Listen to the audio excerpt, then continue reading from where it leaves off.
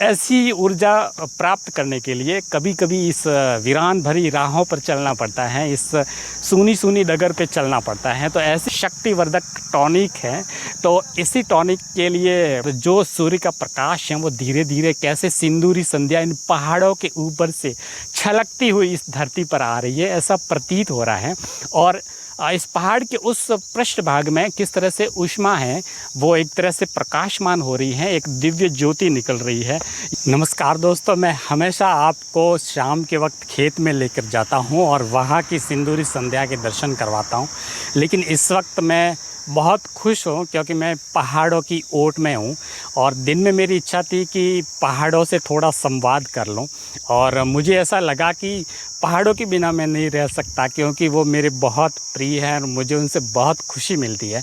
इसीलिए मैंने सोचा कि घर से कितने भी दूर कहीं अगर पहाड़ों की एक झलक दिख जाए तो मैं उसके दर्शन करने के लिए वहाँ जाऊँ और उनसे मैं थोड़ी देर के लिए बतियाऊँ।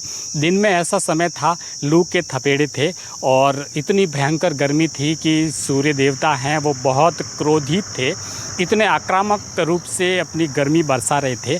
लेकिन सबका अपना अपना समय होता है, समय की सदैव प्रतीक्षा करनी चाहिए। जैसी विषम परिस्थितियाँ होती हैं वो कभी कभी विषम परिस्थितियाँ हैं वो सम हो सकती हैं।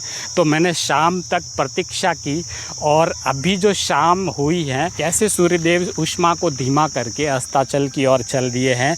अभी वो पहाड़ों की ओट में है और पहाड़ों ने एक ऐसा आवरण, एक ऐसी छाया धरती के ऊपर बिछा दी है जिसको देख करके मन बहुत उत्सुक होता है। और ठंडी और शीतल सा समीर इन पहाड़ों से बहता हुआ मेरे बदन को छू रहा है। बहुत खुशी होती है जब दिन में इतनी विषम परिस्थितियों में लू के थपेड़े होते हैं और शाम के वक्त इस तरह की जो शीतलता, जिस तरह की एक नमी, एक आर्द्रता इन पहाड़ों से बहती हुई आती है तो बहुत सुकून देने वाली है।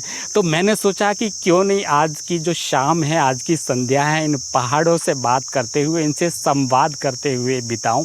तो मुझे अभी जल्दी थी, लेकिन मैं जैसे जैसे जल्दी से जा रहा था अपने घर की तरफ तो बीच में जो पहाड़ मुझे दिखे, मेरा ये पहाड़ों की आखिरी निशानी है इस पूरे पड़ाव में। ये सोच करके मैंने इस पहाड़ों से थोड़ा संवाद करने के लिए रुका हूँ। यहाँ आप देख सकते हैं ये पूरा खेत है, वीरान सा पड़ा हुआ है, लेकिन इसके जो उस भाग तक जो पहाड़ दिख रहे हैं उससे खेतों का निखार कुछ और ही बन रहा है। पहाड़ों की गोद में जो खेत हैं वो भले ही कितने ही वीरान क्यों नहीं हो, लेकिन पहाड़ों की छाया से बहुत खूबसूरत लगते हैं, अपनी खूबसूरती बिखेरते हैं। तो मैं बहुत लालायित हुआ इस सौंधी खुशबू को अपने आप में समेटने के लिए और इस पहाड़ों से थोड़ा संवाद करने के लिए। तो बहुत ऊंची ऊंची चोटियाँ जहाँ तक मैं देख सकता हूँ ये पूरी पर्वत श्रृंखला है।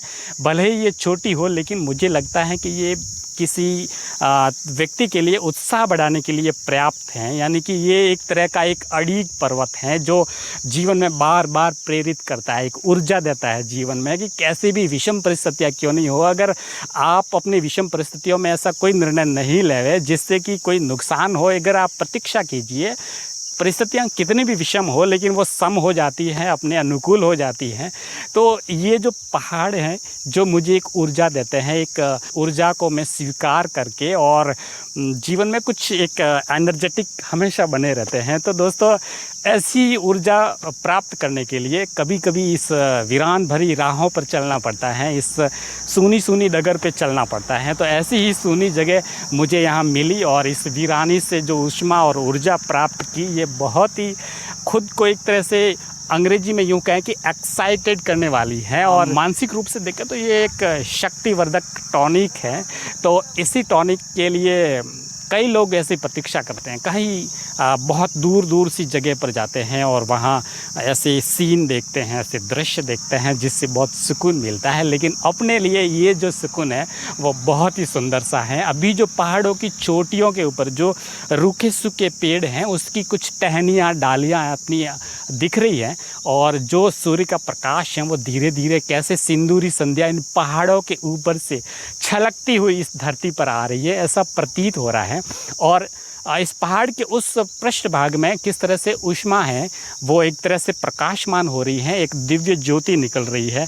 ये जो सिंदूरी ऊष्मा है ये बहुत ही ऊर्जावर्धक है, ऊर्जा प्रदान करती है हमारे को और हमेशा बहुत खुश रहने के लिए प्रेरित करती है। तो दोस्तों इस तरह का दृश्य जब मुझे दिखा तो मैं कुछ समय के लिए यहाँ पर रुका और प्रतीक्षा की ऐसे दृश्य को देख करके स्वयं को एक ऊर्जावान बनाने के लिए।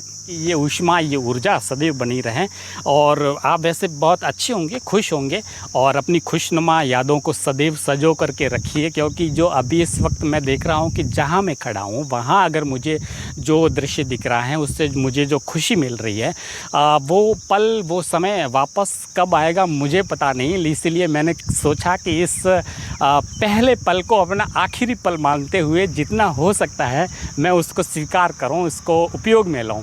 तो दोस्तों ये था आज का व्लॉग, इस पहाड़ों के बीच में इस सिंदूरी संध्या को आप लोगों के लिए एक कैद करके साझा करने का। तो खुश रहिए और फिर मिलते हैं किसी नए ब्लॉग में। तो इस तरह से देखते रहिए। अरे हाँ, अगर आपको हमारा ये वीडियो पसंद आता है, आप हमारा चैनल को सब्सक्राइब कीजिए। अगर आप फेसबुक पे देख रहे हैं तो उसको फॉलो कीजिए, यूट्यूब पे देख रहे हैं तो सब्सक्राइब कीजिए और ऐसे ही हमारा साथ बनाए रखिए ताकि हम प्रत्येक बार नई ऊर्जा के साथ आप लोगों के लिए ऐसे वीडियो लेकर के आते रहें और सदैव अपनी ऊर्जा को बनाए रखें। तो शुभ संध्या, राधे राधे।